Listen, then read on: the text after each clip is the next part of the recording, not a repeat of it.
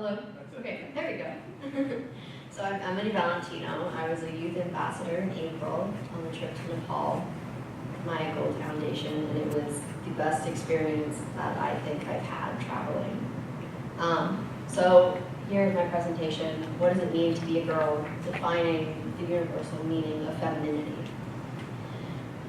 My goal when creating this presentation is to bridge the gap between women on two separate continents, and I wanted to highlight unity instead of highlighting their differences. I wanted to highlight their strengths instead of their struggles, and to create a cross-cultural community where women can support each other. So throughout this presentation, you will see a bunch of photos on each slide. The intention of these photos is to humanize women rather than making them another statistic. So what is the My Gold Foundation? A foundation created by Elise Gold and Matthew Swerdoff in honor of their daughter Maya's vision of making the world a better place. In April, 16 youth ambassadors and 16 leaders went on a trip to Nepal for 2 weeks. While in Nepal, we experienced cross-cultural exchange, community service, developed a better understanding of Nepal, as well as practicing cultural humility and appreciation for cultures different than the United States. So on our trip to Nepal, our purpose was to make connections, bring awareness to human trafficking, and bring donations to the Ganesh Secondary School, the Himalayan Children's Charity, and Sasane, which is a group that supports survivors of human trafficking. And of course, educating ourselves.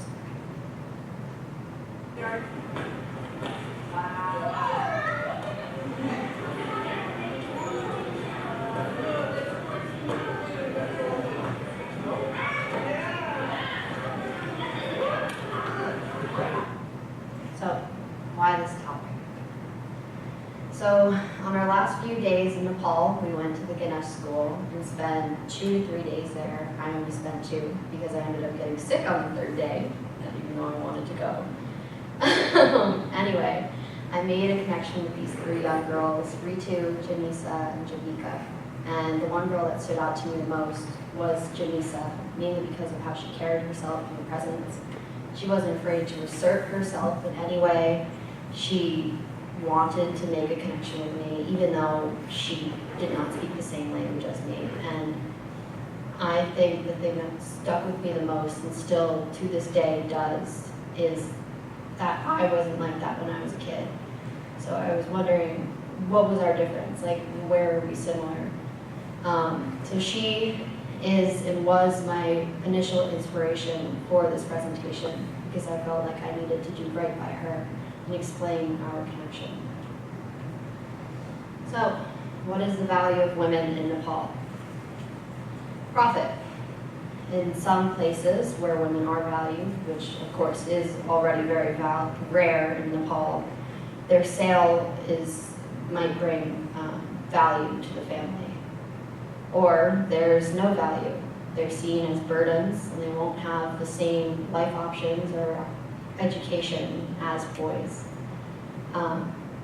Often child marriage comes from this idea that once they're married, the burden will transfer to the husband. So in order to create a universal definition of femininity, I decided to talk and interview each girl. So the girls from Nepal are Bina, Hanshika, Jasmanti, and from the United States is Christina, Lucy, Naya, Sam, and Sarah. So what does it mean to be a girl? Redefining femininity and masculinity, working harder than others to be as successful as I want to be, controlling the house, and overcoming society's obstacles.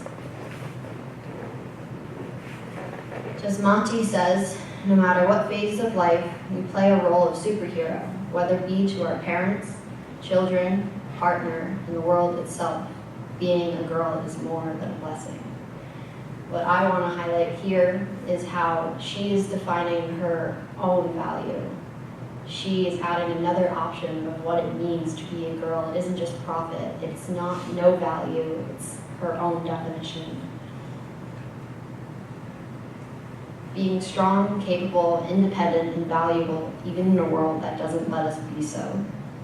Being connected through experiences and thoughts to millions of people that are somewhat like me. It's wanting equality and rights for ourselves. Is the media uplifting girls or harming them? How so? Uplifts, provides access to information, sparks a drive for equality, encourages parents to send their daughters to school, provides role models for young girls and young children, encourages confidence in some girls. Harms, body shaming, low self-esteem, unrealistic expectations of who they should be. How do you overcome the negative values of what it means to be a girl? Breaking stereotypes, joining male-dominated activities, and ignoring the negative things that people might say or think. Jesmonti says, "It is my own perspective and some influence from the great personalities Michelle Obama and Oprah Winfrey that helps me overcome negativity." Sam says, "I feel as if you need to work your hardest because if you mess up or don't act confident, those people may think that it's just because you're a girl." What role models do you look up to and why? Ashley Flores, a self-made famous fitness instructor that promotes the idea of confidence and success without a man by her side. Women that are confident and able to take risks. Female political figures that are encouraging more women to join politics. Their mothers and their aunts for being strong, independent, outspoken, and powerful women. And myself, which I thought was my favorite statement, mainly because it's, again, assigning her own value in a world that is telling her to be something that she's not. And assigning value to yourself can change your own life as well as the lives of others. So it is the most important thing that you can do.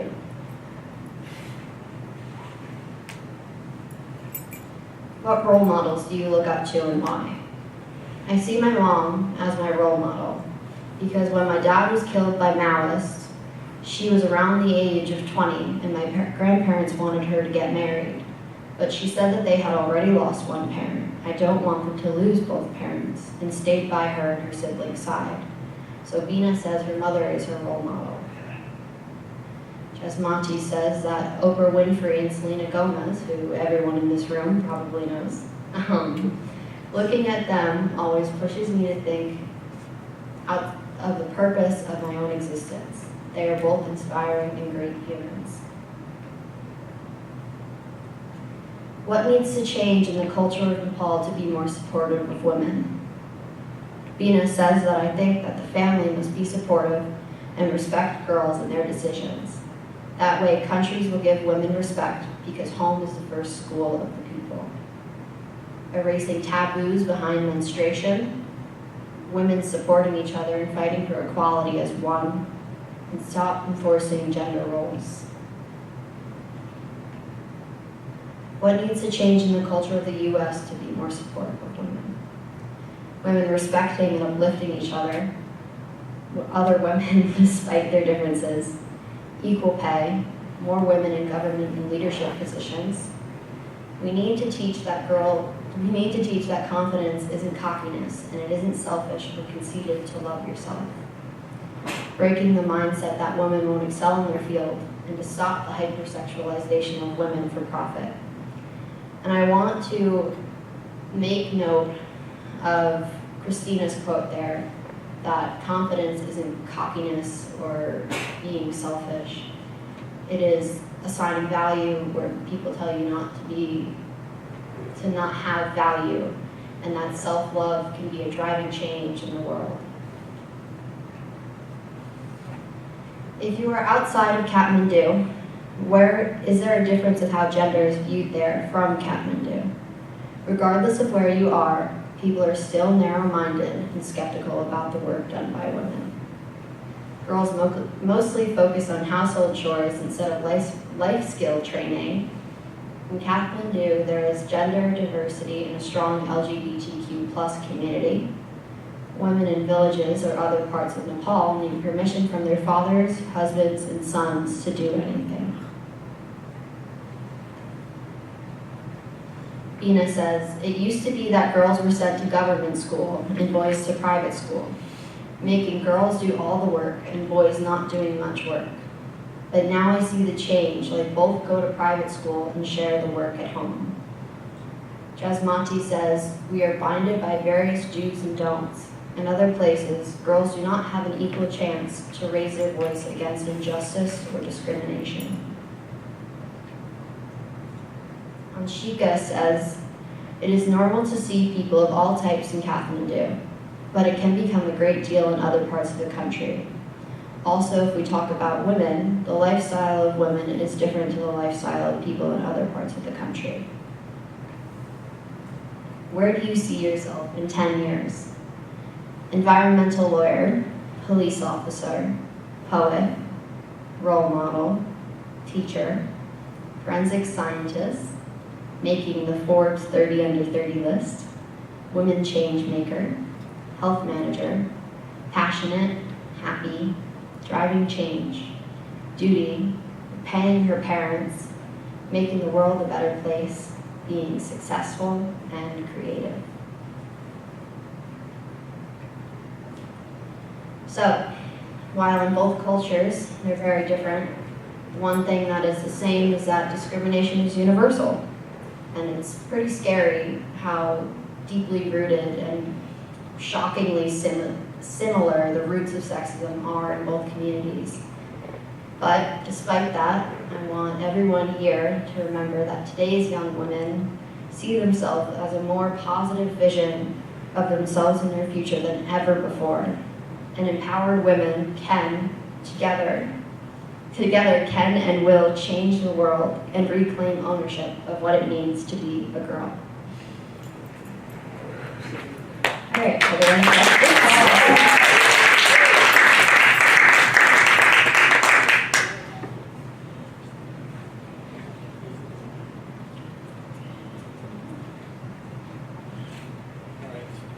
He's got the mic. Here it is. Thank you. Right. Come on, me. Who has the question? Cheryl. So Emma, that was amazing. Thank you so much. You know, your insights and your awareness at this age are so encouraging. And I have so much hope for the young women of the world, you know, because educating girls and supporting girls is really what's going to bring about some of the transformations I hope to see some of them in my lifetime. Carry on. But of all of this, you know, personally, beyond the, you know, the universal aspects of it, what moved you the most from the experience? From forming the presentation or from the trip? From the trip.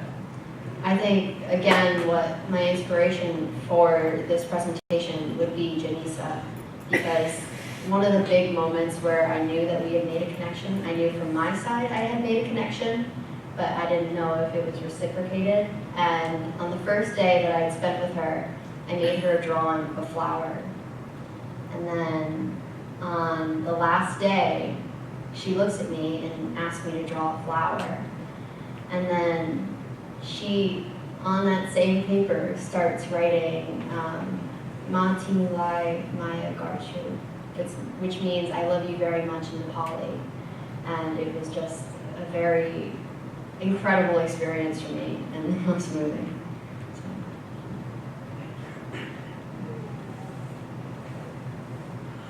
Any other questions?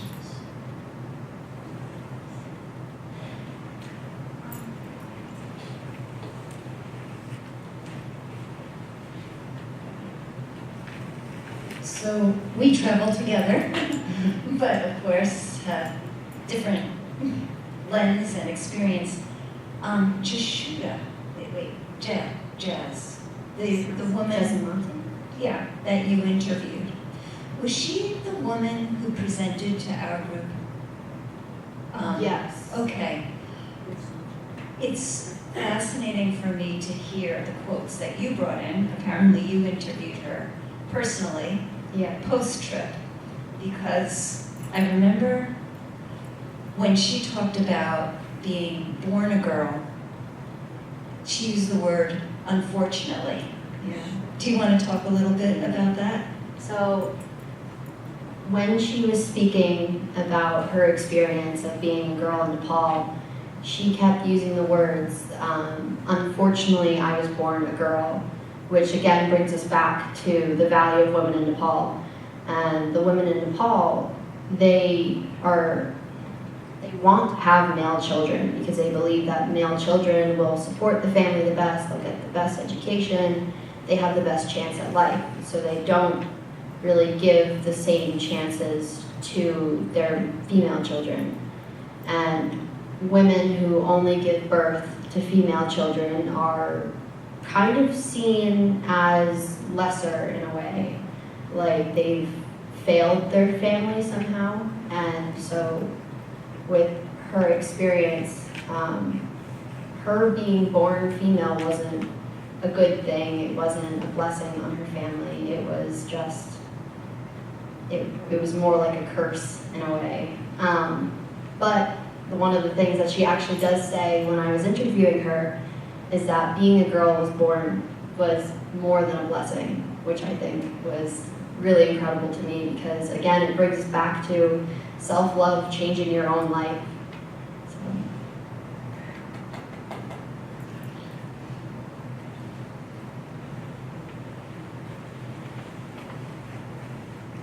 I just want to make a comment. It's not just in Nepal that women are undervalued. In the Middle East, I was in a home once where my cousin had a boyfriend who was from Egypt, and when they were having lunch, she had to stand behind her boyfriend. She couldn't sit down at the table. She wasn't welcome because she was a girl. So we have this huge fight on our hands, but you know what? We're going to win.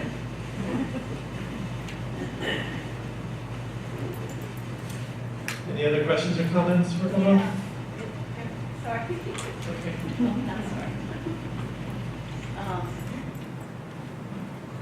On one of your slides where it listed the different points, it talked about taboo around menstruating. Can you elaborate on that? Like, what is the culture in Nepal when it comes to menstruation? So I actually am doing another presentation in school where it goes more into that, so I do have some background information on that. There's a practice called chapati in Nepal where it's more in like rural areas of Nepal where women cannot be in the house and they have to sleep in other huts that aren't especially safe, or they sleep in the barn next to the animals. And in kind of less intense situation, girls aren't allowed to go into the kitchens while they're menstruating. And a lot of the time, the families cannot afford to buy pads, so they won't go to school because they're afraid of leaking through their pants or just anything. They're not allowed in their houses because they believe that there will be a curse brought on the family, like it's unlucky, that they're impure in some way. And while I was in Nepal, I did see some new campaigns, like in back rooms, trying to kind of break the stigma around that. Anyone else? You talked a little bit about in Kathmandu the LGBTQ plus, and I was just curious as to, do you know if maybe some people, some women over there may decide to be transgender just to be able to be a man because they're not supported as a woman, so they think that if they can be a man, that they would be. Not on this presentation, but I had to do research for another class. I did come across a story like that, but it wasn't her choice. It was more of her parents doing it. Just her parents had cut her hair, dressed her in boy clothes, just so that she was allowed to go to school. So, and go to some colleges and get scholarships that she originally wouldn't have been offered. I don't think it's very common, but I did hear that one story. So. Any other questions? Thank you, Emma. You did an amazing job.